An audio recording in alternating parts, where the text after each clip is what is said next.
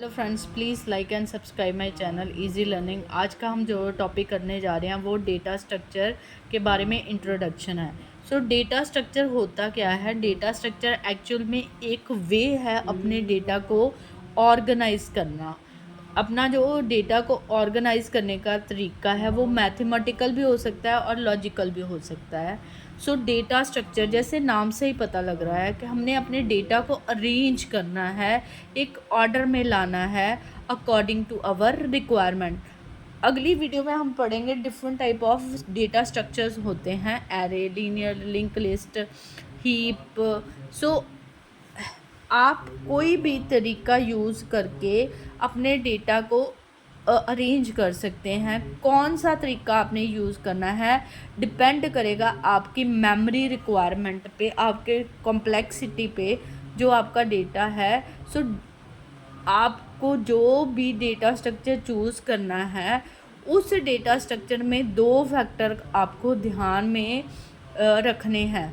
पहला है it represent the actual relationship of the data in the real world.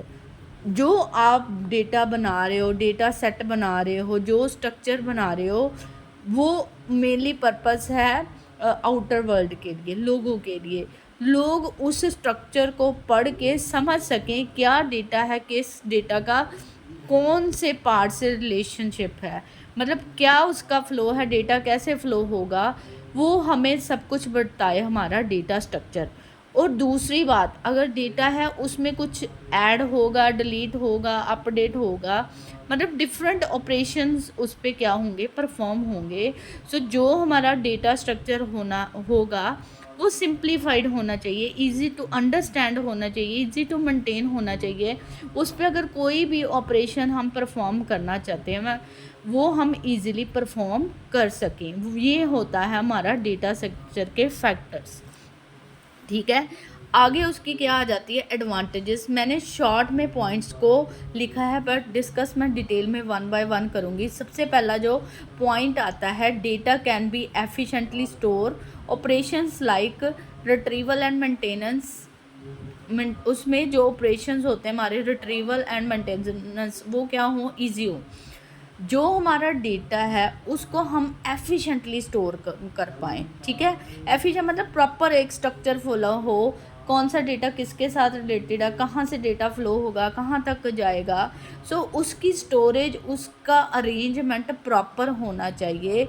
ऐसे हो कि अगर उसमें हम कोई भी ऑपरेशन परफॉर्म करते हैं, डेटा को ऐड करने का, रिट्रीव करने का, प्रोसेस करने का, वो हम इजीली कर पाएँ।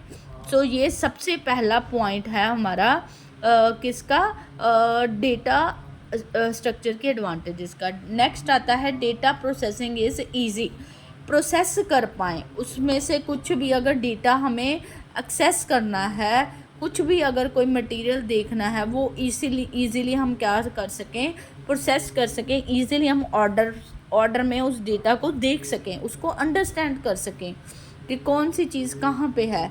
सो उसकी प्रोसेसिंग क्या होनी चाहिए, इजी होनी चाहिए। नेक्स्ट है एफिशिएंट यूटिलाइजेशन ऑफ मेमोरी, मतलब मेरा स्ट्रक्चर ऐसा होना चाहिए कि जितनी मेमोरी रिक्वायरमेंट है उतनी ही हम मेमोरी यूज़ करें। फ्लेक्सिबिलिटी होनी चाहिए, हमारे जो स्ट्रक्चर है, डेटा आइटम प्रॉपरली स्टोर हों, प्रॉपर मैनर से स्टोर हों, जहाँ पे उसके लिंक्स हैं वो भी प्रॉपरली स्टोर हों। सो इसका मतलब है जो भी हमारी मेमोरी रिक्वायरमेंट है, जो हमारी मेमोरी है, वो प्रॉपरली यूटिलाइज की जाए डेटा स्ट्रक्चर के साथ। नेक्स्ट उसकी जो एडवांटेज है वो है एक्सपेंडेबिलिटी। एक्सपेंडेबिलिटी का मतलब होता है कि हम उसमें कुछ भी ऐड करना चाह रहे हैं अपने डेटा स्ट्रक्चर में, उसमें इजीली ऐड कर सकें। कुछ रिमूव करना चाहते हैं उसको रिमूव, एक्सपेंड का मतलब होता है इंक्रीज़ करना, कुछ भी नया। सो हमारा कोड क्या हो कि हम उसको एक्सपेंड कर पाएँ, उसको बड़ा कर पाएँ, कुछ भी नई चीज़ ऐड करने में मुश्किल ना हो। कोई भी नया डाटा आइटम उसमें ऐड करना चाहें तो कर सकते हैं। आगे आ गया reusable code for different purposes.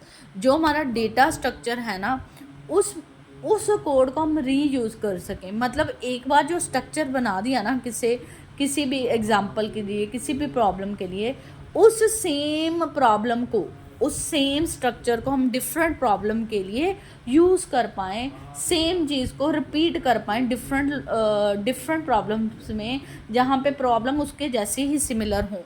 So same data structure can be use for the different type of problems. ये होगी उसकी रीयूजेबिलिटीज।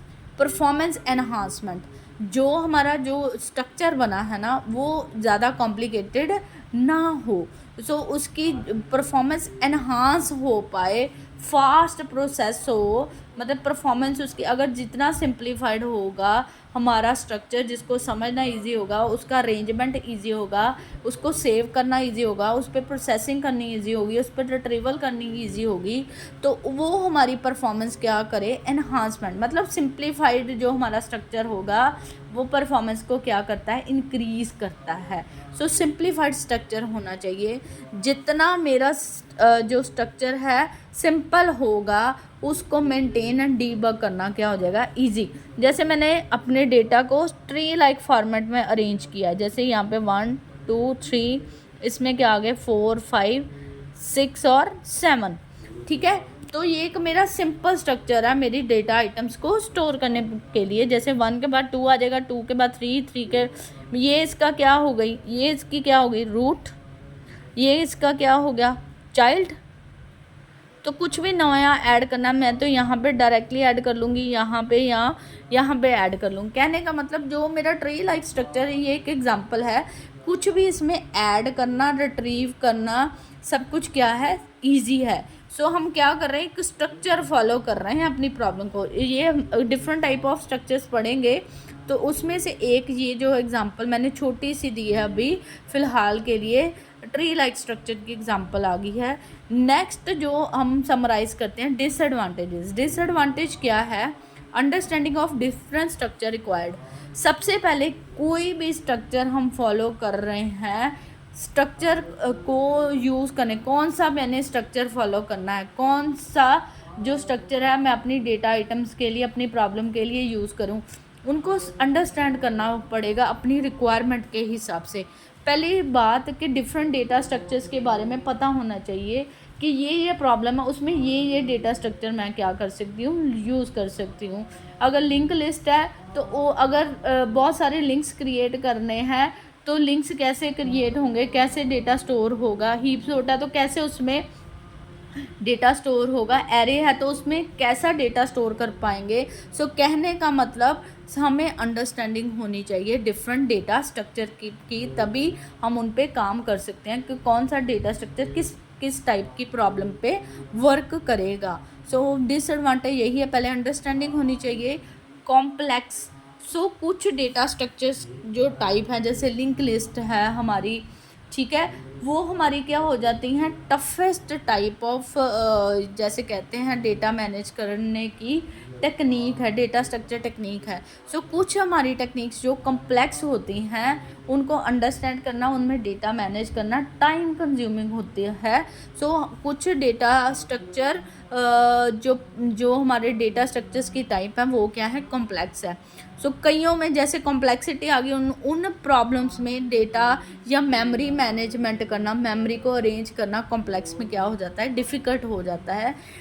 सबसे लास्ट, कुछ भी करने से पहले, चाहे वो आप डेटा स्ट्रक्चर कर रहे हो, कोई भी काम कर रहे हो, तो मैं तो डेटा स्ट्रक्चर की बात कर रही हूँ। सो एक जो आम इंसान है वो डायरेक्टली डेटा स्ट्रक्चर पे वर्क नहीं कर पाएगा, उसको डेटा स्ट्रक्चर का पहले पता होना चाहिए, डेटा स्ट्रक्चर कैसे इम्प्लीमेंट होगा, कौन सी टाइप इम्प्लीमेंट होगी, एक्सपीरियंस और नॉलेज चाहिए, ठीक है। सो जो पर्सन्स के पास एक्सपीरियंस है डेटा स्ट्रक्चर का तो वही डेटा स्ट्रक्चर को यूज़ कर सकते हैं अपनी प्रॉब्लम्स के लिए। सो हमें स्पेशलाइजेशन चाहिए प्रॉब्लम्स को डेवलप करने के लिए, डेटा स्ट्रक्चर यूज़ करने के लिए अपनी प्रॉब्लम्स में। सो सबसे जो लास्ट पॉइंट है, एक्सपीरियंस और नॉलेज चाहिए। So I hope you like the topic. Please like and subscribe my channel Easy Learning for more informative video. Thank you very much.